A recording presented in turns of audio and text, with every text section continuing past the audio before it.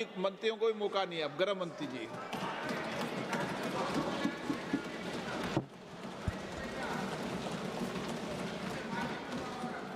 अध्यक्ष जी, सबसे पहले मैं आपका धन्यवाद करना चाहता हूं कि आपने इस विषय पर सरकार की ओर से मेरा पक्ष रखने का मुझे मौका दिया है।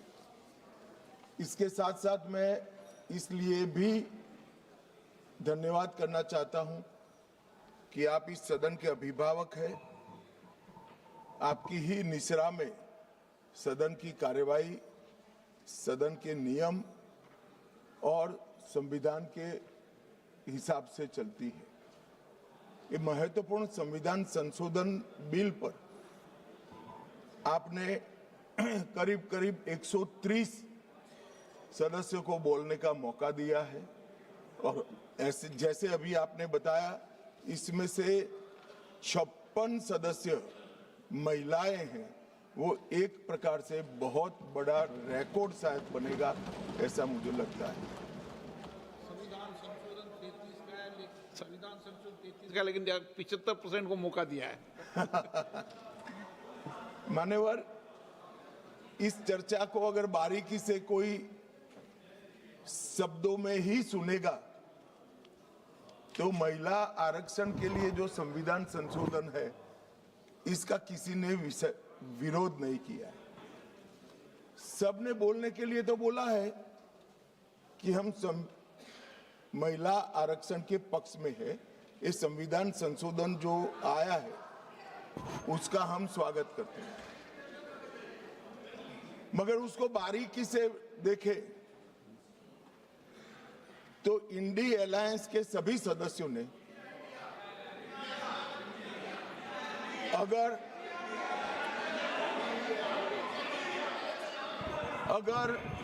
मगर किंतु परंतु इसका उपयोग कर स्पष्ट रूप से महिला आरक्षण का विरोध किया है। और मान्यवर, कई जगह पे ऐसा दिखाई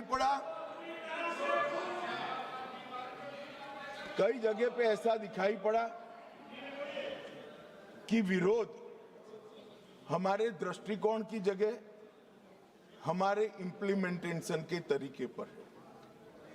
परंतु मैं इस सदन के माध्यम से देश की जनता के सामने स्पष्ट करना चाहता हूं कि ये जो विरोध है वो इंप्लीमेंटेशन का नहीं है। ये विरोध केवल और केवल महिला आरक्षण का ही विरोध किया। और मान्यवर,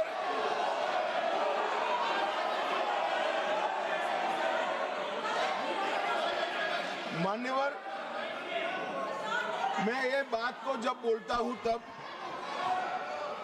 मेरी जिम्मेदारी बनती है कि इस सदन को इस बात से मैं कन्विंस करूं कि तरीकों का विरोध नहीं है, बिल के तत्व का, महिलाओं के आरक्षण का विरोध है। मान्यवर, ये 3 विधेयकों में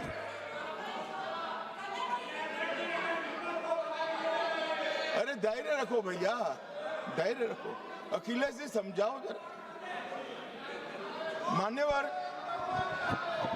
ये 3 बिलों में इसका उद्देश्य मैं स्पष्ट करना चाहता हूं। पहला उद्देश्य है सरकार का और हमारे नेता नरेंद्र मोदी जी का कि महिला सशक्तिकरण करने वाले इस संविधान सुधार को समयबद्ध तरीके से लागू कर 29 का चुनाव महिला आरक्षण के साथ कराया जाए। इसका दूसरा उद्देश्य है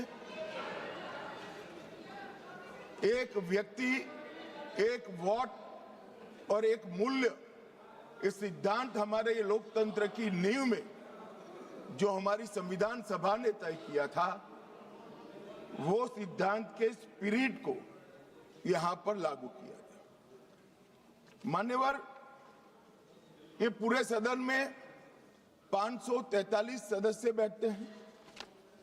किसी की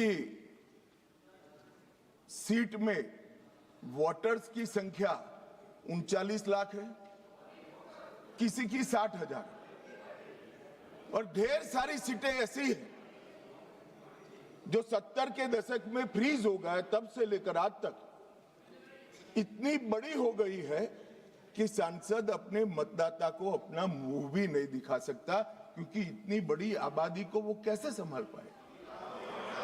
मान्यवर, जो मतदाता है उसकी अपेक्षाएं होती है, उनकी समस्याएं होती है, और समस्याओं के निराकरण के लिए वो सांसद के पास भी जाना चाहता है, मिलना भी चाहता है। क्या इस सदन में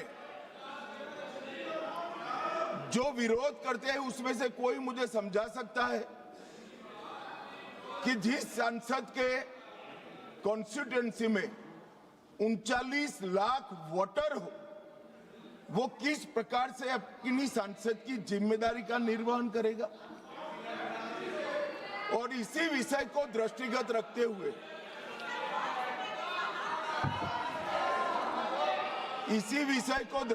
रखते हुए हमारे संविधान में समय समय पर परिसीमन का प्रावधान किया गया है, और परिसीमन के प्रावधान से ही एससी और एसटी जो जिसकी संख्या बढ़ती है उसकी सीटें भी बढ़ने का प्रावधान है। तो एक प्रकार से जो परिसीमन का विरोध कर रहे हैं वो एससी और एसटी सीटों की बढ़ोतरी का विरोध कर रहा है, वो ध्यान में रखिए। मान्यवर, संतुलित, समावेशी और व्यवहारिक लोकतांत्रिक ढांचा ये तैयार करना, इसकी जिम्मेदारी संविधान ने सरकार जो अधिकार में होती है उसको दी है। तो अभी ये जिम्मेदारी नरेंद्र मोदी जी की सरकार को दी गई है। उनको पसंद नहीं है, मगर ये तो देश की जनता निर्णय करती है। वो वंश परंपरागत नहीं होता है, वो लोग चुनकर भेजते हैं।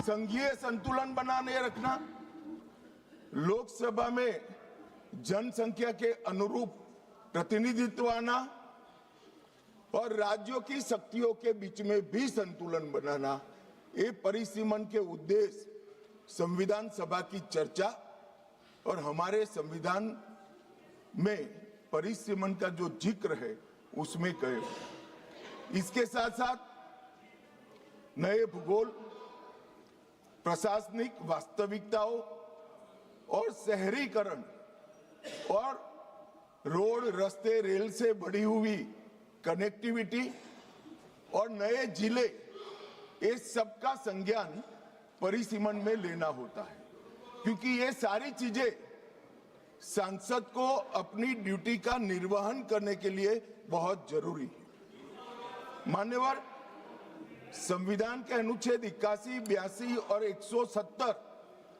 इसके अंदर ये सारे सिद्धांतों को समाहित किया गया है, और उसी के निर्वहन के लिए नरेंद्र मोदी जी के नेतृत्व में सरकार ये संवैधानिक सुधार लेकर आई। महिला सशक्तिकरण, समान प्रतिनिधित्व और संतुलित संघीय ढांचे का निर्माण करने की जिम्मेदारी के निर्वहन से ही आए। मान्यवर, कई सारे सदस्यों ने अनेक प्रकार की आशंकाएं व्यक्त की। उन्होंने ये कहा कि अभी क्यों लाए, तो मैं ये बताना चाहता हूं कि जो नारी शक्ति वंदन अधिनियम आया उसमें जिक्र है कि 2026 के बाद होने वाली जनगणना के बाद जो परिसीमन होगा उसमें महिलाओं के लिए आरक्षण सुनिश्चित करेगा। अब ये पूछते हैं तो उस वक्त काफी सदस्यों ने पूछा है कि बिल लाते वक्त आपने ये जिक्र क्यों किया 26 के बाद की जनगणना। मान्यवर, हमने नहीं किया है। 71 में इनकी सरकार थी, इंदिरा जी की सरकार थी, तब इसको फ्रीज कर कर गई थी और वो फ्रीज के कारण हमें इसका जिक्र करना पड़ा। वो फ्रीज की हुई सीटों की संख्या उठाते हैं तभी ये नारी शक्ति वंदन अधिनियम का इंप्लीमेंटेशन होता है, इसलिए हम लेकर आए। और 71 से अब तक सीटों की संख्या फ्रीज रही और चलते चलते चलते मैं कुछ सीटों का नाम बोलना चाहता हूं माननीय। मलकाजगिरी तेलंगाना 48 लाख संख्या मतदाताओं की, बेंगलुरु उत्तर 29 लाख संख्या, बेंगलुरु दक्षिण 29 लाख संख्या, गाजियाबाद जहां से कभी रक्षा मंत्री जी भी सांसद रहे 28 लाख संख्या, उत्तर पश्चिम दिल्ली 27 लाख संख्या। 127 सीटें ऐसी है मान्यवर जिसमें 20 लाख से ज्यादा वोटर्स है, 20 लाख से ज्यादा। अब मुझे कोई बताए भला, जहां 48 लाख वोटर है वो सांसद कैसे 48 लाख मतदाताओं की अपेक्षाओं के साथ अपने आप को मैच कर, इसकी पूर्ति अरे अखिलेश भाई, एक लेवल की बात चल रही है यार, कहां केंद्रीय विद्यालय कर रहे हो अभी, इसका समय आएगा।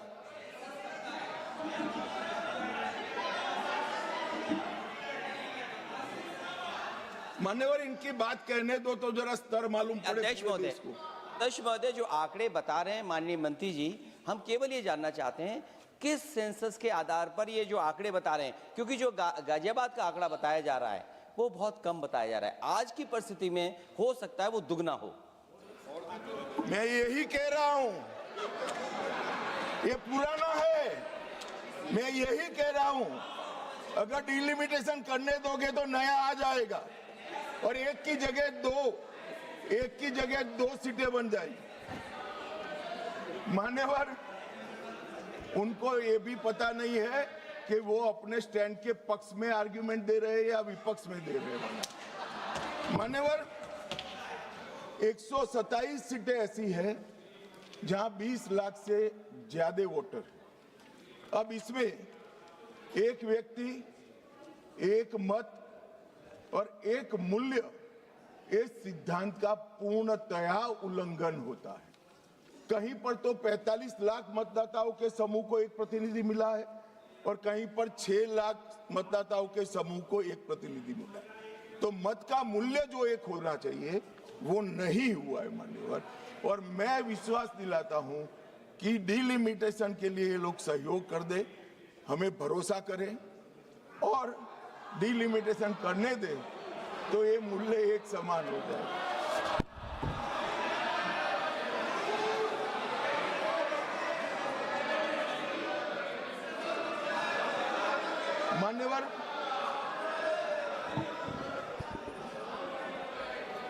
मान्यवर, मैं इसके इतिहास में भी जाना चाहता हूं। सबसे पहले 1972 में तत्कालीन प्रधानमंत्री इंदिरा गांधी जी की सरकार ने परिसीमन विधेयक लाकर सीटों को 525 से बढ़ाकर 545 की और फिर इसको फ्रीज कर दिया। 76 में सत्ता बचाने के लिए इमरजेंसी के काल में 42वें संशोधन द्वारा परिसीमन पर रोक लगा दी। अब इंदिरा जी तो प्रधानमंत्री थी, कानून लाकर रोक लगाई परिसीमन पर। और ये देखिए साहब कितने शक्तिशाली है, विपक्ष में बैठकर परिसीमन पर रोक लगाना चाहते हैं। मगर उस वक्त भी कांग्रेस पार्टी ने ही परिसीमन से देश की जनता को वंचित रखा था और आज भी कांग्रेस पार्टी ही परिसीमन से वंचित रख रही है। मान्यवर, 2001 में 84वां संशोधन हुआ और 2026 तक सीटों की संख्या को फ्रीज कर दिया गया। तो ये जो कह रहे हैं कि नारी शक्ति वंदन अधिनियम में 2026 कहां से आया, तो वो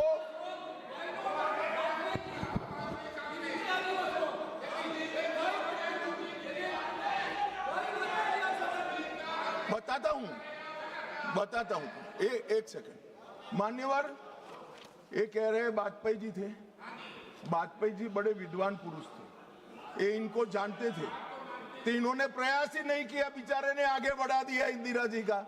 मगर हम तो समझते थे कि आप हमें सपोर्ट करोगे, तो हम तो बिल लेकर आ गए, अब आप गिराना चाहते हो भाई। तो वाजपेयी जी ये बात की कल्पना कर सकते थे। कांग्रेस पार्टी को हम लोगों से वाजपेयी जी बहुत अच्छे से जानते थे, क्योंकि 19 महीना जेल में रहे थे मान्यवर, वो बहुत अच्छे से पहचानते थे। और 84वां संशोधन इसने 26 तक फ्रीज कर दिया और 50 वर्षों तक 1976 से लेकर 2026 तक क्या रिकॉर्ड से हटाना है? प्लीज अध्यक्ष जी, प्लीज, अरे बैठ जाओ, मैं बता देता। तय करने दो, आप मत करें, प्लीज बैठिए। मैं इनकी इज्जत करते इसका सम्मान करता हूं माननीय अध्यक्ष जी। अभी से लेकर अंत तक अगर फ्लो के कारण कोई असंसदीय शब्द निकल जाता है तो आप स्वयं इसको हटा देना, इनको बोलने का मौका मत देना। मान्यवर, 50 वर्षों तक 1976 से लेकर 2026 तक देश की जनता को जनसंख्या के अनुपात में प्रतिनिधित्व नहीं मिला। 26 में ये सीमा समाप्त हुई। अब 26 में सीमा समाप्त होने के बाद अगर डिलिमिटेशन करते हैं तो डिलिमिटेशन 29 के पहले समाप्त नहीं हो सकता, क्योंकि परिसीमन आयोग का एक नियम है कि हर कॉन्स्टिट्यूएंसी में जाकर पब्लिक हियरिंग देना होता है। तो 543 कॉन्स्टिट्यूएंसी का पब्लिक हियरिंग 26 के मध्य से लेकर 29 तक हो नहीं सकता और 27 तक जनगणना के आंकड़े नहीं आ सकते। तो स्वाभाविक है अगर हम 29 का चुनाव नारी शक्ति वंदन अधिनियम के स्पिरिट के साथ कराना चाहते हैं, इस देश के 50% मतदाताओं को इस महान सदन में 33% आरक्षण देना चाहते हैं, तो अभी ही ये लाना पड़ेगा। ये जो पूछ रहे थे क्यों अभी आ रहा है, इसके लिए मैं पूरी बात समझा रहा हूं। वैसे मैं मानता हूं ये समझे हुए, मगर मान्यवर कहावत है ना, सोता है उसको जगा सकते हैं, जो जागता ही पड़ा हो उसको कोई उठा नहीं सकता। ये सब समझते हैं मगर एक भ्रांति खड़ी करना चाहते हैं। मान्यवर, 76 में इस देश की आबादी थी 54.79 करोड़ और आज 140 करोड़। तो 54.79 करोड़ आबादी में जितने सांसद थे उतने ही 140 करोड़ की आबादी के बाद रखना, ये इनका मानना है। मान्यवर, आर्ग्यूमेंट क्या दिए गए कि सबको बोलने का कम मिलेगा, 0 ओवर में मौका नहीं मिलेगा। मान्यवर, सरकार का दायित्व है कि सदन के सदस्यों की संख्या बढ़ेगी तो सरकार सदन के दिनों की संख्या भी बढ़ाएगी। और मान्यवर, आप तो बड़े दयालु हो, रात को 12-12 बजे तक सबको 0 ओवर का मौका देते हैं। और एक तीसरा भी तरीका है साहब, तीसरा भी तरीका है कि अभी जो समय राहुल गांधी जी के अप्रोच के कारण जाया जाता है वो राहुल जी भी बंद कर दे तो अपने आप बोलने का सबको टाइम मिल जाएगा। ये विरोध कर स्थगन करा कर जो समय बेकार कर देते हैं, वो अगर वो भी बंद कर दे तो कुछ सरकार बढ़ाएगी, कुछ राहुल जी बढ़ाएंगे और कुछ आप बढ़ा लोगे, तो समय की चिंता किसी को करने की जरूरत नहीं है। मान्यवर, परिसीमन आयोग वो एक प्रकार से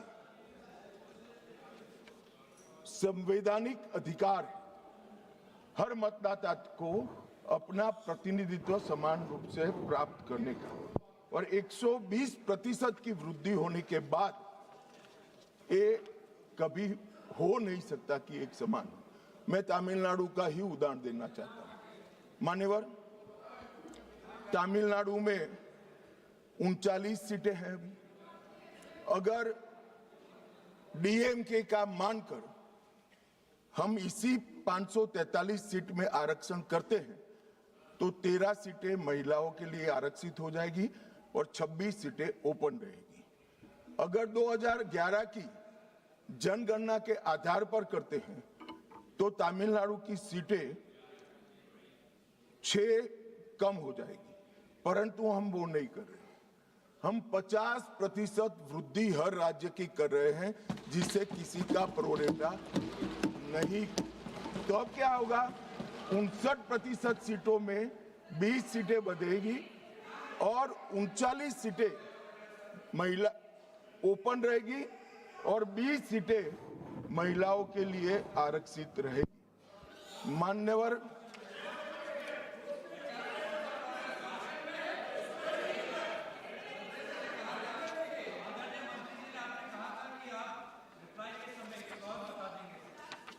अभी कहां समाप्त हुआ है भाई? आप भी राहुल जी की तरह मेरे बोलने का क्रम आप तय करो। नहीं तो कोई आपत्ति नहीं है, मैं दूंगा ना, इससे भी अच्छी दरखास्त दूंगा, चिंता मत करो। और मान्यवर, कुछ सदस्यों ने सवाल उठाया कि जनगणना क्यों समय पर नहीं हुई। मान्यवर, सबको मालूम है कि 21 में जनगणना होनी थी और 21 में इस सदी की सबसे बड़ी महामारी आई, कोविड का संकट आया और कोविड के संकट के कारण जनगणना संभव नहीं हो पाई। कोविड का संकट समाप्त होने के बाद देश को काफी समय लगा इसमें से उभरने में, और जब 24 में जनगणना की शुरुआत हुई तब कुछ दलों ने उचित ही मांग करी कि भाई जाति के आधार पर जनगणना करनी चाहिए। सरकार ने अनेक दलों के साथ चर्चा की, अनेक जाति समूहों के साथ चर्चा की, कई सारे सामाजिक ग्रुपों के साथ चर्चा की, कुछ सरकारों से भी चर्चा करी, राज्य सरकारों से, और बाद में निर्णय करा 25 में कि हम जाति जनगणना कराएंगे। मान्यवर, और ये निर्णय होने के बाद अब जो जनगणना हो रही है उसमें जब व्यक्तियों की गणना होगी तब जाति का कॉलम आने वाला है और जाति की गणना भी होगी, ये सुनिश्चित है।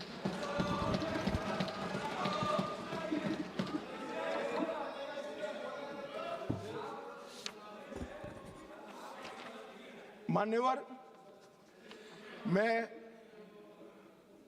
मैं पहले भी जो जनगणना हुई है कांग्रेस पार्टी के समय में, इसके भी प्रश्नोत्तरी को स्टडी किया हूं। जब बिल्डिंग की जनगणना होती है उस वक्त जाति जनगणना तो ये करते ही नहीं थे, परंतु धर्म भी नहीं पूछा जाता था और कुछ नहीं पूछा जाता था।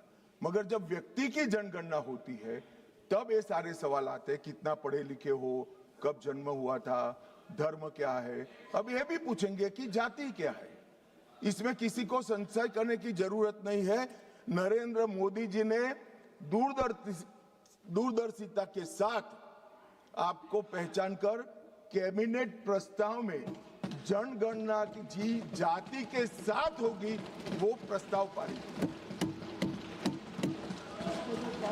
तो इसमें कोई भी कंफ्यूजन कोई कंफ्यूजन रखने की। पीयूष भाई क्या अपेक्षा रख रहे हो? ये जाति जनगणना की डिमांड नहीं कर रहे हैं, हमें उलझाना चाहते हैं। अब पीयूष भाई बेचारे भोले हैं, वो कहते हैं कि जाति जनगणना की घोषणा कर रहे ताली बजाओ। हम कर रहे हैं तो ये ताली नहीं बजाएंगे।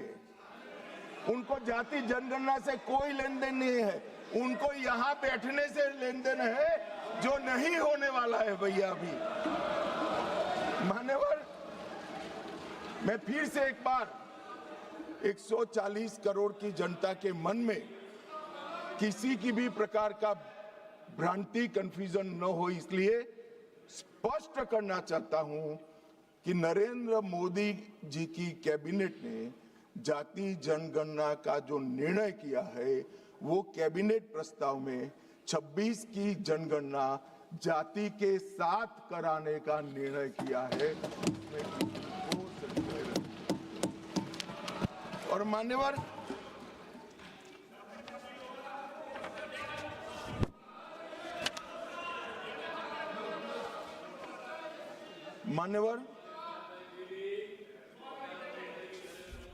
अब ये बिल जब से आया है तब से विपक्ष ने कुछ भ्रांतियां फैलाना शुरू की। सबसे पहली भ्रांति फैलाना शुरू की कि जाति जनगणना को टालने के लिए ये कर रहे हैं। जाति जनगणना को टालने के लिए हम ये संविधान संशोधन लेकर आए हैं। मैं इनको बताना चाहता हूं मान्यवर, 3 माह पहले जाति जनगणना का पूरा टाइम टेबल हम घोषित कर चुके हैं, टालने का सवाल ही नहीं है। जातिवार जनगणना की शुरुआत हो गई है, उसका पहला चरण जो है वो अभी चल रहा है। फिर आए कि दक्षिण को अन्याय हो जाएगा। कल मुझे थोड़ा भय लगा कि उत्तर बनाम दक्षिण का नैरेटिव एक रात के लिए भी दक्षिण के राज्यों में नहीं होना चाहिए। मैं फिर से स्पष्ट कर देता हूं, दक्षिण का राज्यों का इस सदन पर इतना ही अधिकार है जितना उत्तर के राज्यों का अधिकार है। अरे दक्षिण छोड़िए, छोटी सी यूटी लक्षद्वीप का भी इतना अधिकार है जितना उत्तर प्रदेश, गुजरात और बिहार का। ये देश को इस तरह के नैरेटिव से, उत्तर दक्षिण के नैरेटिव से टुकड़े टुकड़े नहीं करना चाहिए। ये इससे ऊपर उठना चाहिए। ये क्या कहना चाहते हैं कि ये सदन में जो व्यक्ति बैठता है वो ये सोचता है कि किस राज्य से मैं आ रहा हूं। मान्यवर, हम शपथ लेते हैं तो मन से लेते हैं। जो संविधान हाथ में लेकर शपथ लिए हैं वो उत्तर दक्षिण का भेद कराना चाहते हैं, हम नहीं होने देंगे। मान्यवर, जो भी सदस्य यहाँ शपथ लेता है वो भारत को अक्षुण्ण रखने की शपथ रहता है, पूरे भारत के कल्याण की शपथ लेता है। वो अपनी कॉन्स्टिट्यूएंसी, अपना राज्य, अपना धर्म, अपनी जाति की शपथ नहीं लेता है। और ये क्या नैरेटिव फैलाया, और ये मानते हैं कि ये नैरेटिव से हमारी पॉपुलैरिटी हो जाएगी, बाल सफेद हो जाएंगे, या नहीं बैठ पाओगे। नहीं हो पाए। देश के अंदर विभाजन कर कर कोई सत्ता प्राप्त नहीं कर सकता।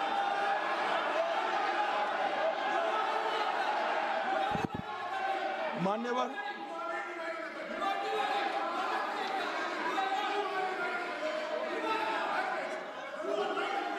बैठ जाओ।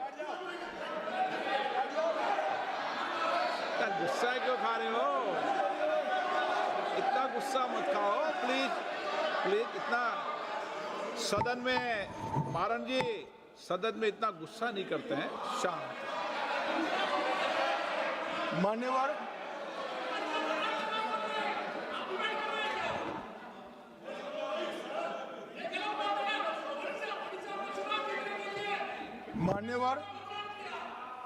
मान्यवर, जोर से बोलने से, बोलना है आपको, मैं बैठ जाता हूं, बोलो चलो। नहीं, उनको बोलने दीजिए ना प्लीज। नो नो,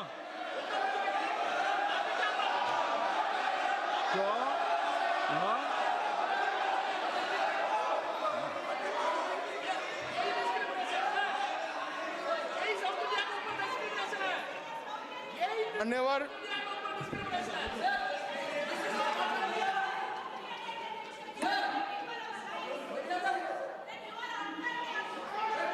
मान्यवर मान्यवर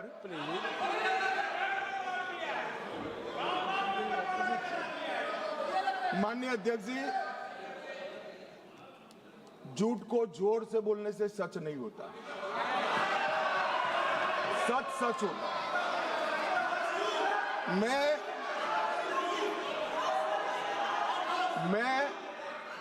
बड़ी शांति से समझा रहा हूं कि ये परिसीमन आयोग और संवैधानिक सुधार के लिए ये नैरेटिव फैलाया जा रहा है। आज भी सभी लोग बोले हैं कि इससे दक्षिण के राज्यों का प्रतिनिधित्व की दृष्टि से नुकसान होगा। मैं ये बात कर रहा हूं, वो हकीकत नहीं है। अब जब मैं हकीकत नहीं है कहता हूं तो कल मैंने डिटेल बताया था, मगर फिर भी भाषण पढ़े जाते हैं फ्यूचर में। ये नैरेटिव तोड़ने के लिए जरूरी है कि मैं एक लाइन में समझाऊंगा। कर्नाटक, आंध्र प्रदेश, तेलंगाना, तमिलनाडु और केरला, 4-5 राज्यों का जो काल्पनिक एक दक्षिण उत्तर करा है, इसके 5 राज्य है, उसकी 543 सीटों में अभी स्ट्रेंथ है 129। अब ये 129 जो स्ट्रेंथ है 543 के प्रतिशत निकालते हैं तो 23.76% होती है। अब 50% वृद्धि कर जब ये 5 राज्यों की सीटों का हम आवंटन करते हैं तो 129 से बढ़कर 195 होती है। 129 के बढ़कर सीटें 195 होगी, जिसका 816 में प्रतिशत भार निकालते हैं तो 23.87 आएगा। तो पहले 23.76 था और अब थोड़ा सा बढ़कर 23.87 होगा। इसलिए मैं कह रहा हूं किसी का नुकसान नहीं। मान्यवर, कुछ सदस्यों ने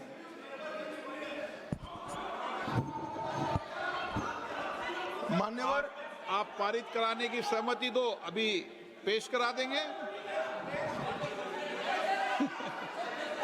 हाँ, 1 घंटा रुक जाएंगे। चलो माननीय गृह मंत्री बता दो इनको, 1 घंटा रुक जाएंगे। कहीं तैयार है? 50% का बिल 1 घंटा रुक जाएंगे। पेश तैयार हो तो कर दें इनको। 1 सेकंड बैठ जाओ। बैठो। राजा जी एक मिनट मुझे सुनो। बता दो इनको। अगर इस बिल का विरोध करने का कारण 50% लिखित में चाहिए तो 1 घंटा सदन बंद कर दिए, मैं ऑफिशियल अमेंडमेंट लेकर आता हूं मान्यवर, मगर बिल पारित करने का वो वादा करते। अब वेणुगोपाल जी बताए क्या बिल पारित करेंगे? चलिए, सहमत हो? सदन में बात कर लेते। सहमत हो? अभी अमेंडमेंट लाएंगे। चलो सर, शुरू करते हैं आगे। Sir last minute, sir, last minute, yesterday onwards, when the bill introduced itself, entire opposition demanding we want this to be in the legislation. Number 2, the constitutional protection of the delimitation to the states, number of the seats in the state should be protected. We are asking the Home Minister whether are you ready to dealing the delimitation process along with the women reservation, number 1. Number 2, if you are ready to include the number of seats in each state by legislation by 50%, these 2 things, are you ready? अब बैठ जाओ, हो गए भाई, तेरा नेता बोल दिया। मान्यवर, वेणुगोपाल जी ने 2 शार्प क्वेश्चन पूछे। अरे बैठ जाओ गोगाई साहब, 5 तारीख को काउंटिंग है यार, बैठ जाओ अभी। अरे 4 तारीख को काउंटिंग है, बैठ जाओ। मान्यवर साहब, मैं इनका जवाब देता हूं, इनको बिठा दीजिए थोड़ा माइक प्लीज।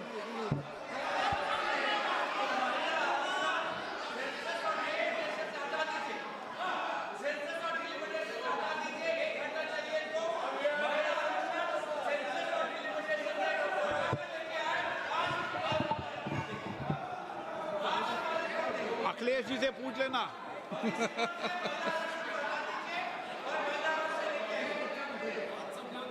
मान्यवर, मुझे लगता है कि आपके नसीब में यश लिखा है, एक बिल पारित हो जाएगा शायद। मान्यवर वेणुगोपाल जी ने दो चीजें कही कि एक तो 50% आरक्षण और 50% सीटें बढ़ाई जाएगी, उसको बिल में शामिल करने के लिए ऑफिशियल अमेंडमेंट लाने के लिए तैयार हो। हाँ जी, मैं तैयार हूं।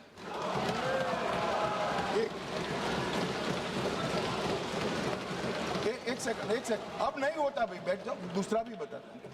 मान्यवर, 1 घंटा आप सदन स्थगित कर दीजिए। 1 घंटे में मैं मेरा ऑफिशियल अमेंडमेंट मेरे पास में तैयार है, जेरोक्स कराकर सभी सदस्यों को सर्कुलेट कर दूंगा, क्योंकि हमें 50% सीट बढ़ानी है, हमें कुछ छुपाना नहीं है, हमें कोई चोरी करनी नहीं है, तो हम कर देंगे। और दूसरा उन्होंने कहा कि डिलिमिटेशन 26 की जनगणना का, ये झांसे में मैं नहीं आऊंगा, क्योंकि ये इसके माध्यम से अरे बैठ जाओ ना, बैठ जाओ।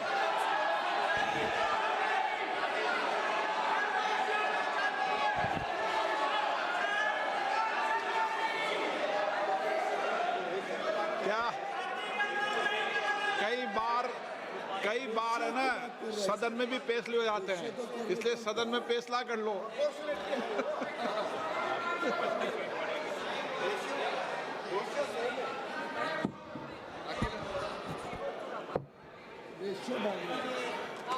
माइक ही नहीं है। अध्यक्ष महोदय, क्योंकि आपने कहा और माननीय मंत्री जी कुछ बात रख रहे हैं और हमारी तरफ से कोई बात आई है, अभी तक 11 साल का जो अनुभव है लगभग, अध्यक्ष महोदय, अगर भारतीय जनता पार्टी ये लिख करके दे देगी कि हम महिला प्रधानमंत्री बनाएंगे, तब भी हम इन पर भरोसा नहीं करेंगे। मान्यवर, इसलिए ऑफिशियल अमेंडमेंट मैं बाद में इसका जवाब देता हूं। मान्यवर, मैं इस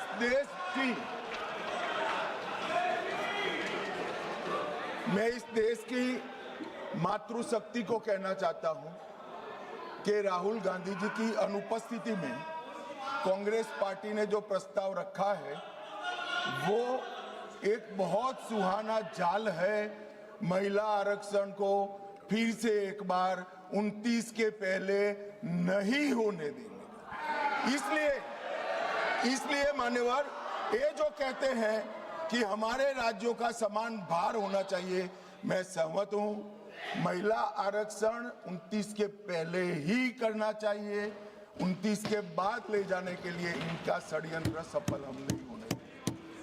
मान्यवर, मैं समझ रहा हूं कि ये वोट नहीं देंगे तो महिला आरक्षण का बिल गिर जाएगा, मगर इस देश की महिलाएं देख रही है, उनके रास्ते का रोड़ा कौन है वो देख रहे हैं।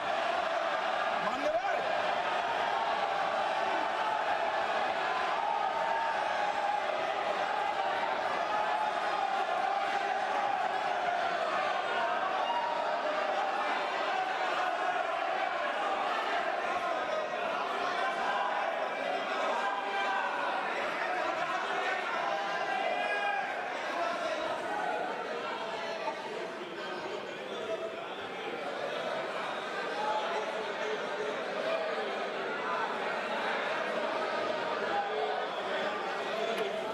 मान्यवर, यहां पर तो शोर शराबा कर बच जाओगे, मगर माताओं बहनों का जो आक्रोश आपके खिलाफ है ना, जब मैदान में जाओगे तब मालूम पड़ेगा। भागते हुए रास्ता नहीं मिलेगा, चुनाव में जब जाएंगे तब मालूम पड़ेगा, मातृशक्ति हिसाब मांगेगी।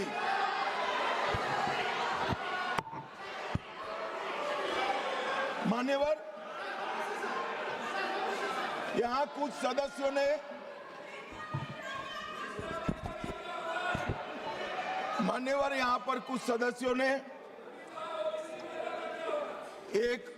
मैं बताता हूं भाई साहब, मान्यवर, यहां पर कुछ सदस्यों ने दूसरी भ्रांति फैलाई कि मुस्लिम महिलाओं को भी आरक्षण मिले। अरे आता हूं भाई, आता हूं। पहले अखिलेश बैठे हैं तो पहले उनकी बात करूं ना। पहली बेंच पर बैठे देखो। मान्यवर,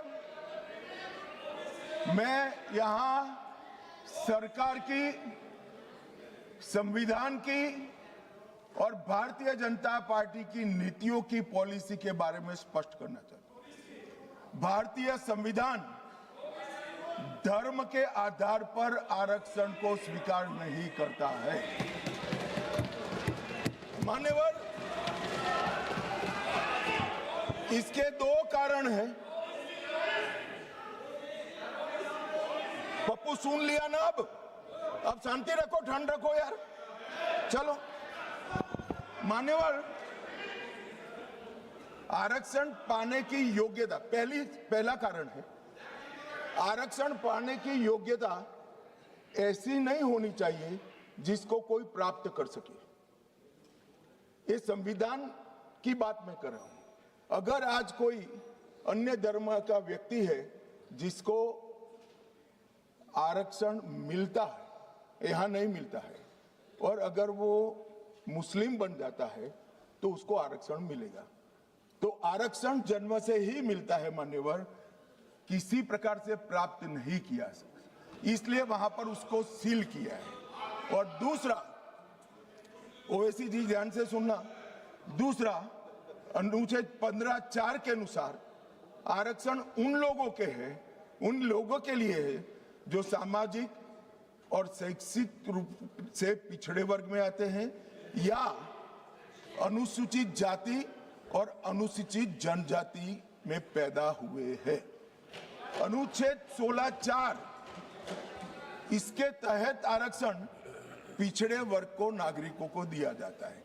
अब संविधान में कहीं पर भी धर्म के आधार पर आरक्षण देने की मान्यता नहीं है। ये इंडी अलायंस वालों ने अपनी तुष्टीकरण की राजनीति के कारण इस देश में मुस्लिम आरक्षण की डिमांड खड़ी करना चाहते हैं। और इस संविधान की बात करते हैं। कोई भी संविधान पढ़कर बता दे मुझे, संविधान के किस आर्टिकल से धर्म के आधार पर आप आरक्षण करोगे? कोई बता दे मुझे। एक भी आर्टिकल में कोई प्रोविजन नहीं। मान्यवर, इसलिए भारतीय जनता पार्टी, हमारी सरकार, दोनों का नीति स्पष्ट है। जो संविधान सम्मत नहीं है वो धर्म के आधार पर आरक्षण हम ना भी देंगे, ना कभी किसी को देने देंगे।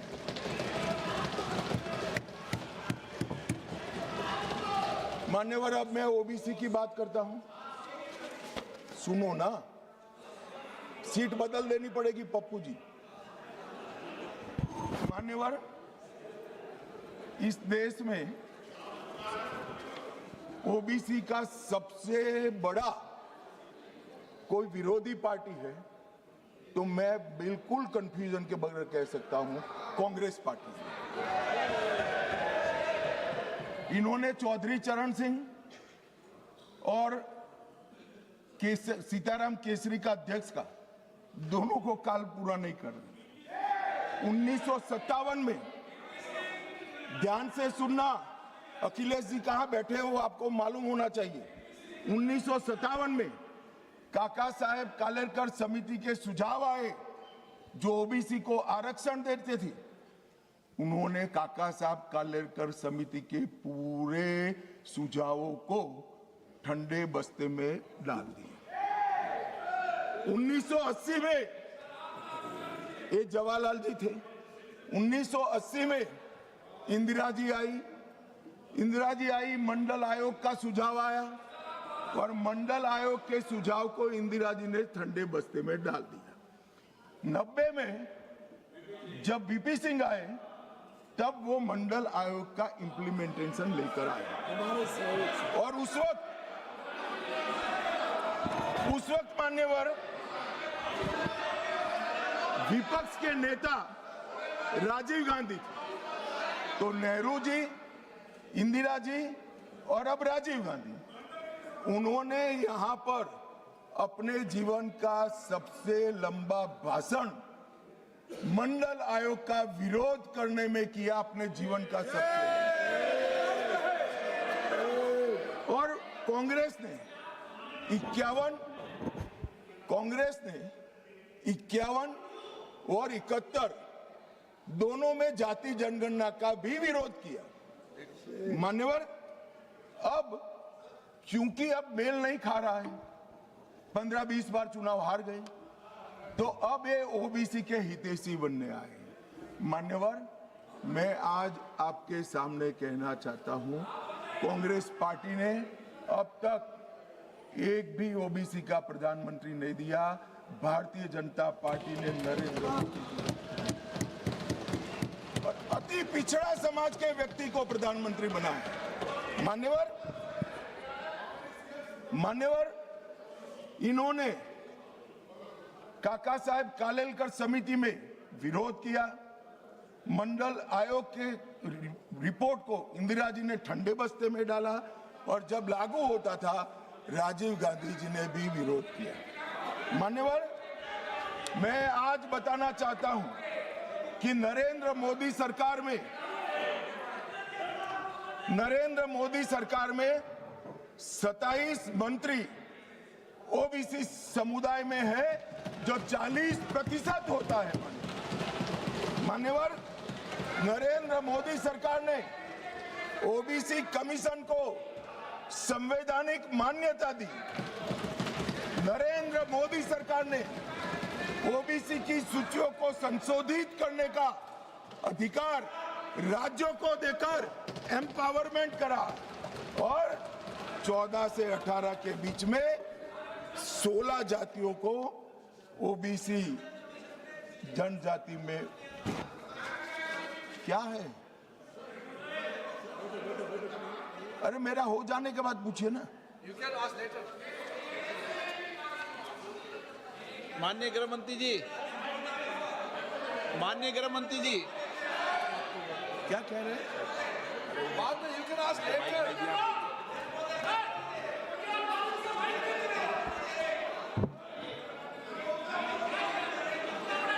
मान्यवर,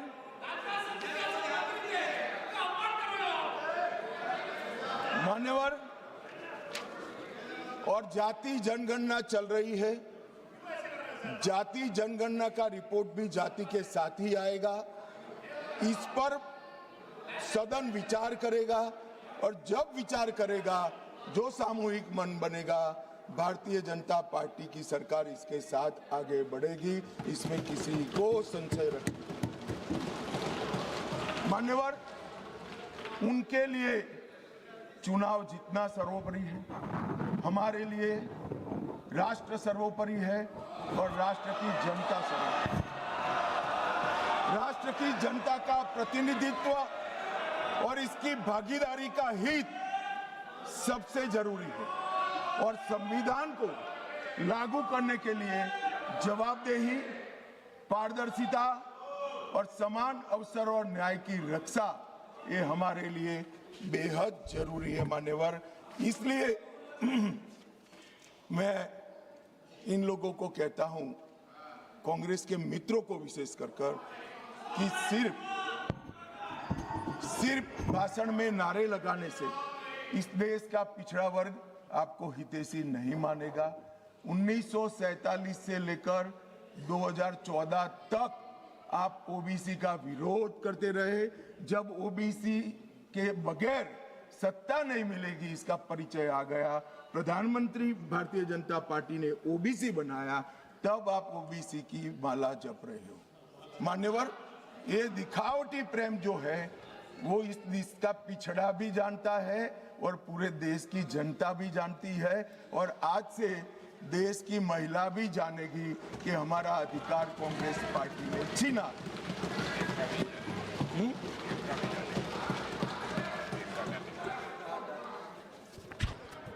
मान्यवर, अब मैं महिला आरक्षण पर बताना चाहता हूं।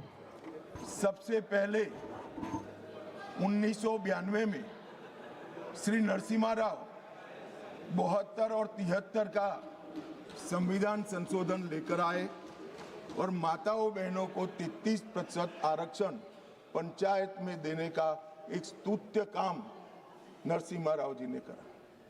नरसिम्हा राव जी कांग्रेस के प्रधानमंत्री थे, मगर कांग्रेस ने कभी उनको स्वीकार नहीं किया कि वो हमारे प्रधानमंत्री। वहां तक मान्यवर संस्कार में किसी को जाने नहीं दिया था। इसके बाद 96 में देवगौड़ा जी प्रधानमंत्री बने और 81वां संशोधन विधेयक सितंबर 1996 में यहां पर रखा गया। वहां कुछ पार्टियों ने विरोध किया, मैं कहना नहीं चाहता हूं, मगर सब उछल पड़ेंगे और एक कमेटी बनी, गीता मुखर्जी कमेटी। वो गीता मुखर्जी कमेटी को ये विधेयक दे दिया गया और जो आज उनकी दरखास्त है कि समिति को दे दो, और गीता मुखर्जी समिति की रिपोर्ट आई, तब तक 11वीं लोकसभा का विघटन हो गया और बिल लैप्स हो गया।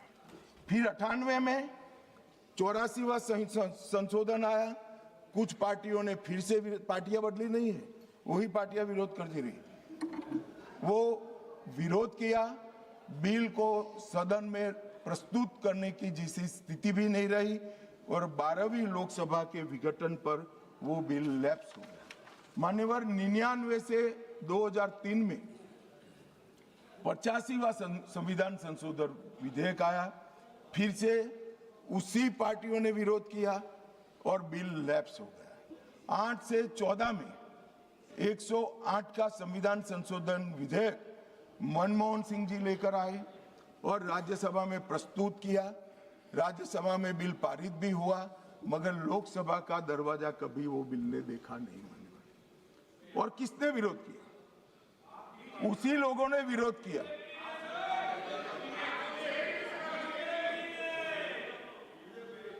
मान्यवर, मैं रिकॉर्ड क्लियर करना चाहता हूं, भले माइक के बगैर बोले हैं, बीजेपी ने इस बिल का कभी विरोध नहीं किया। ये रिकॉर्ड में क्लियर करना चाहता हूं। मान्यवर, जब ये लोकसभा में आया तब सरकार को समर्थन देने वाली पार्टियों ने इसका विरोध किया। ये मानो अभी कांग्रेस पार्टी कर रही तो हम नहीं समझा सकते, मगर भला लल्लन सिंह जी कैसे विरोध करेंगे? ये तो हमारे साथ है, ये तो बिल का समर्थन करेंगे। मान्यवर, कांग्रेस पार्टी के समर्थक पार्टियों ने मनमोहन सिंह सरकार का ये बिल का विरोध किया। इसका स्पष्ट अर्थ है कि सरकार के इशारे पर सरकार के हिस्सा बनी हुई पार्टियों ने लोकसभा में ये बिल को पेश नहीं किया। और 2023 में मोदी जी जानबूझकर 2023 में विधेयक लाए। उनको मालूम था कि 24 में चुनाव है, कितनी भी मनसा हो कांग्रेस पार्टी विरोध नहीं कर पाएगी, तो कांग्रेस पार्टी के समर्थन से सर्वानुमत से यही सदन जब नवाब बना, सबसे पहला नारी शक्ति वंदन अधिनियम पारित हो और राज्यसभा में भी होगा। तो मान्यवर, हम तो मानते थे कि अब हो गया, मगर जब इम्प्लीमेंटेशन कराने में आए तो किंतु परंतु मगर अगर ये सारी चीजें छोड़कर आज फिर से विरोध कर रहे हैं। 5वीं बार इंडिया अलायंस की पार्टियां विरोध कर रही है। मान्यवर, ये देश की महिलाएं कभी नहीं भूलेंगी। जब ये चुनाव में जाएंगे, महिलाओं का आक्रोश उनको सामना करना पड़ेगा और रास्ता नहीं मिलेगा। मान्यवर, ये बदलाव की जरूरत क्या है? पहली लोकसभा में 22 महिला सदस्य चुनकर आए, छठी में 19 आए, 8वीं में 44 आए, 14वीं में 51 आए, 17वीं में रिकॉर्ड 78 महिला सदस्य चुनकर आए और 18वीं में 75 महिला सदस्य चुनकर आए। मान्यवर, ये आंकड़े जो है वो हमारी माताओं बहनों की राजनीति में हिस्सेदारी लेने की उत्सुकता को प्रदर्शित करते हैं। यहाँ पर महिला सांसदों ने, आपने कई बार मौका भी दिया, आज भी दिया, बहुत अच्छा प्रदर्शन किया। बिल के विषय पर बोलकर, जो विषय पर चर्चा हो इस पर बोलकर बहुत अच्छा प्रदर्शन किया है। मान्यवर, हमने लेटर एंड स्पिरिट में ये महिला आरक्षण का, विमेन लेड डेवलपमेंट का हमने अनुसरण किया है। प्रधानमंत्री जी के पहले मंत्रिमंडल में 10 महिलाएं थी और ये कह रहे थे अखिलेश जी कि आपने सिर्फ एक ही मुख्यमंत्री दिया है। हमारे यहाँ सुषमा स्वराज जी दिल्ली की पहली मुख्यमंत्री बनी, उमा भारती जी मध्य प्रदेश की पहली मुख्यमंत्री बनी, वसुंधरा राजे जी राजस्थान की पहली मुख्यमंत्री बनी, आनंदीबेन पटेल गुजरात की पहली मुख्यमंत्री। मान्यवर, एक बात पर मैं ध्यान दिलाना चाहता हूँ, ये सब जगह भाजपा की महिला नेत्रियां पहली, हाँ अभी है, मगर ये तो पहली बार बनी। ये पहली बार बनी, इसका मतलब क्या है? 70 साल में कांग्रेस ने कभी उन राज्यों में महिला मुख्यमंत्री को जगह नहीं दी, इसलिए हमारा नंबर लगा है। और आज भी रेखा गुप्ता जी पहली मुख्यमंत्री नहीं है, तीसरी मुख्यमंत्री के। अरे मैं बोल रहा हूं भाई, पहली मुख्यमंत्री नहीं है ऐसा बोल रहा हूं। अरे सुनो भाई, पहली मुख्यमंत्री नहीं है ऐसा बोल रहा हूं, तीसरी मुख्यमंत्री है। और मान्यवर, हमने इस देश की पहली आदिवासी महिला को द्रौपदी मुर्मू से महामहिम द्रौपदी मुर्मू बना दिया। मान्यवर, हमने 3 दशकों से जो बिल चर्चा में आता था और नूरा कुश्ती वाले प्यार और अभाव से रिजेक्ट हो जाता था, हम इसको लेकर आए। मगर मुझे दुख है कि पहले भी जिस बिल को जिन्होंने पारित नहीं करने दिया, वो ही आज इसका किंतु परंतु अगर मगर से विरोध करने के लिए खड़े हो गए। मान्यवर, आज 14 लाख महिलाएं अब तक जनप्रतिनिधि के रूप में देश में पंचायत में काम कर चुकी है। मान्यवर,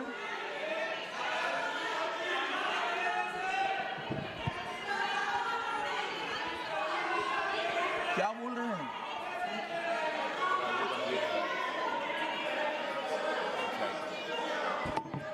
अरे ज्योतिमणि जी, मार्क कट जाएंगे, नरसिम्हा राव जी लाए थे, टिकट कट जाएगी, नरसिम्हा राव का नाम बोलो दूसरा। मान्यवर, इस 11 साल में सिर्फ महिला प्रतिनिधित्व की बात नहीं, इस देश की माताओं बहनों का, मातृशक्ति का, महिलाओं का जीवन सुचारू रूप से चले, इसलिए ये 11 साल में 15 करोड़ घरों में नल से पानी पहुंचा है। मान्यवर, नल से पानी पहुंचता है तो सबसे ज्यादा फायदा माताओं बहनों को।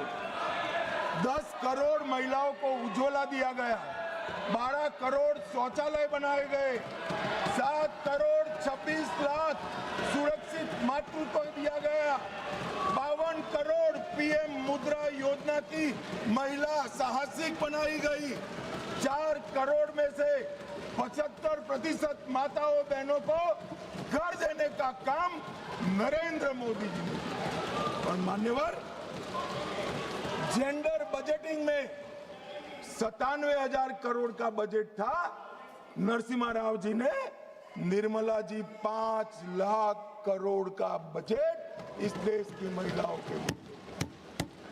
मान्यवर, हमारे लिए ये कोई मायने नहीं रखता है कि महिलाओं को प्रस्थापित करने के लिए, उनका संबल बनाने, उनके प्रतिनिधित्व देने के लिए और विधायी संस्थाओं में उनकी हिस्सेदारी देने के लिए जिसका भी विरोध का सामना करना पड़े, हम करेंगे, लड़ेंगे और महिलाओं को आरक्षण देकर रहेंगे। मान्यवर, आज मुझे एक पत्रकार का फोन आया कि भाई कल की स्पष्टता के बाद विरोध का तो कोई कारण ही नहीं बनता है, क्यों विरोध करें। मैंने बोला भाई ये रॉन्ग नंबर है, आपको राहुल जी को पूछना चाहिए, मुझे क्यों पूछ रहे हो भाई। मगर उसने कहा आपको क्या लगता है। मैं कोई ऐसा नहीं है कि सब सिर्फ महिला आरक्षण विधेयक का विरोध हो रहा है। हमने 370 समाप्त की साहब, उन्होंने विरोध किया। राम मंदिर बनाया, विरोध किया। सीए लाए, विरोध किया। ट्रिपल तलाक समाप्त किया, विरोध किया। जीएसटी लाए, विरोध किया। आयुष्मान भारत बनाया, विरोध किया। नया संसद भवन बनाया, विरोध किया। मत्स्य पालन सहकारिता मंत्रालय बनाया, विरोध किया। सीडीएस बनाया, विरोध किया। 3 तलाक खत्म किया, विरोध किया। नक्सलवाद खत्म किया, विरोध किया। आतंकवाद को सख्ते में डाला, विरोध किया। सर्जिकल स्ट्राइक, विरोध किया। एयर स्ट्राइक, विरोध किया। ऑपरेशन सिंदूर, विरोध किया।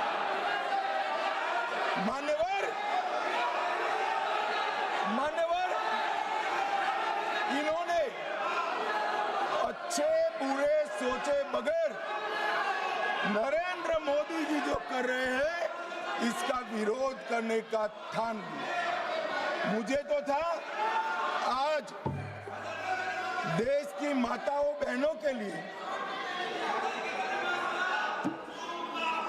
मान्यवर, मुझे था देश की माताओं बहनों के लिए आरक्षण आ रहा है, ये विरोध आज नहीं होगा, मगर आज भी विरोध कर रहे हैं। मान्यवर, मैं बिल के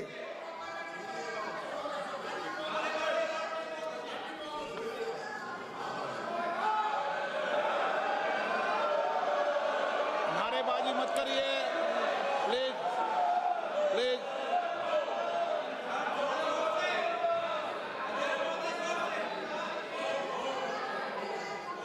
समझदारों को इशारे में कहा जाता है। मान्यवर,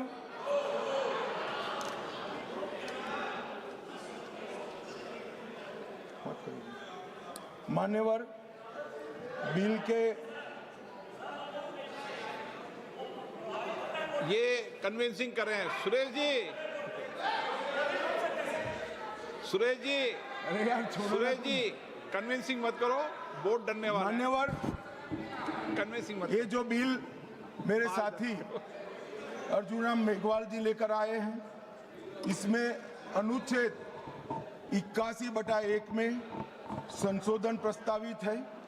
इससे 550 से लोकसभा के सदस्यों की संख्या 850 तक की जाएगी। मान्यवर, अनुच्छेद 81(2)(b) उसको भी कोई बदलाव के बगैर हम कह रहे हैं, इसका जिक्र मैं बाद में करूंगा। अनुच्छेद 81(3) में जनसंख्या को नवीन जनगणना के अनुसार परिभाषित करने का जो है, उसमें हम प्रोविजो क्लॉज लगाते हैं और इसको समाप्त करते हैं। इसके साथ 170A जो राज्य विधानसभाओं की न्यूनतम और अधिकतम सीटों को निर्धारित करता है, उसको जस का तस रखते हैं। 170(2) समानता के सिद्धांत राज्य विधानसभा निर्वाचन क्षेत्रों में जो है, इसके अंदर हम बदलाव करते हैं। और ये सारे बदलावों का मूल उद्देश्य है कि 50% सीटें हर विधानमंडल और संसद में बढ़ाकर माताओं बहनों को 33% आरक्षण दिया जाएगा। मान्यवर, मैं अभी बताया कि 2023 में सर्वसम्मति से ये बिल पारित हुआ है, मगर आज किंतु परंतु अगर मगर से कांग्रेस पार्टी पीछे हो रही है। मान्यवर, इसके मुझे 2 ही कारण दिख रहे हैं कि ये बिल नरेंद्र मोदी जी ला रहे हैं। अगर ये महिला आरक्षण होता है तो देश की माताओं बहनों में मोदी जी को यश मिलेगा। मान्यवर, मोदी जी ने बड़ा हृदय कर एडवर्टाइज देकर उनको यश देने का कह दिया, फिर भी ये नहीं मानते हैं। मान्यवर, उनको लगता है कि महिलाएं ज्यादा मोदी जी को वोट देती है, उनको क्यों भला रिजर्वेशन दे। तो मैं बताता हूं कि आप रोक नहीं। आज ये 23 में इस सदन में से देश की महिलाओं को जो वादा किया था 23 में 33% आरक्षण का, irrespective of party, irrespective of member, पूरे सदन ने वादा किया था, इससे पीछे हट रहे। मान्यवर, ये पहली बार नहीं हुआ, ये साबानों में भी पीछे हट गए, ट्रिपल तलाक में भी पीछे हट गए, और अब तक जितनी बार महिला आरक्षण आया वो पीछे हटे। मान्यवर, मैं अभी भी, हमारे नेता ने तो कहा कि भाई अंतरात्मा की आवाज से वोट करिए। ये अंतरात्मा की आवाज का नारा नरेंद्र मोदी जी का नहीं है, इंदिरा गांधी जी का है। मगर मोदी जी को थोड़ा समझ फेर हो गया। उस वक्त विरोध पक्ष में अटल जी, अडवाणी जी थे। यहाँ आत्मा ही नदारद है, अंतरात्मा कहां से लाना। मान्यवर, ये रूथलेस पॉलिटिक्स करते। महिलाओं को आरक्षण मिलेगा, इसका यश किसको मिलेगा, इसके लिए आप महिलाओं का आरक्षण लटका रहे हो। चुनाव में जहां जहां जाओगे, इस देश की महिलाओं का आक्रोश आपको सहन करना पड़ेगा, फेस करना पड़ेगा, और रास्ता भी लेंगे। मान्यवर, मैं, आप इस सदन के कस्टोडियन हो, अभिभावक हो। मैं टीवी पर विपक्ष के नेता का भाषण सुन रहा था। आपकी जिम्मेदारी है कि ये सदन की गरिमा पूरे देश में और विश्व में बनी रहे।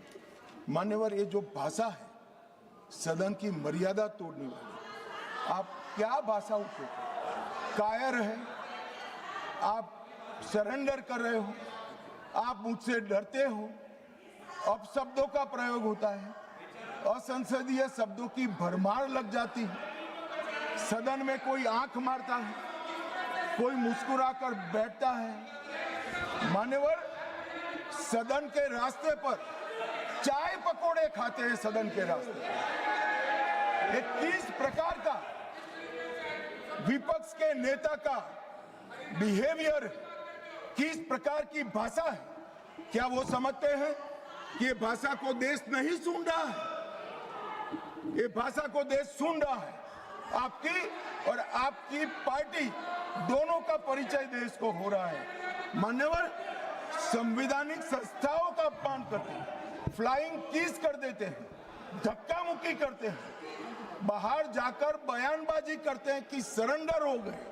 स्पीकर को बार बार रोकना पड़ता है और सत्र छोड़कर विदेश चले जाते हैं। मान्यवर, मैं इतना जरूर कहता हूं कि ये भाषाओं में तीव्रता से भावनाएं व्यक्त नहीं होती है। सदन में बोलने की कला आपके बहुत सारे सीनियर लोग हैं, उनसे सीख ले, और सीनियर लोग ना हो तो प्रियंका जी ही है, उनसे थोड़ा सीख ले कि सदन में कैसे बोलना चाहिए। मान्यवर, ये कहते हैं ये क्रूर बिल है, महिलाओं को आरक्षण देने वाला बिल क्रूर बिल है, उत्तर और दक्षिण के बीच में भेदभाव कर रहे हो, दक्षिण का प्रतिनिधित्व कम हो जाएगा। इतना कल समझाने के बाद भी अगर ये स्टेटमेंट आता है मान्यवर, तो मैं मानता हूं ये जानबूझकर दिया गया स्टेटमेंट है। मान्यवर, मैं विपक्ष के नेता राहुल गांधी जी को, पूरी कांग्रेस पार्टी को और विपक्ष के उनमें को इस देश का परिचय कराना चाहता हूं कि हजारों साल पहले राम सेतु बनाने के लिए जिस गिलहरी ने योगदान दिया था, वो गिलहरी को भी आज अवध्य माना जाता है। इस देश में इतना उपकार याद करती है, और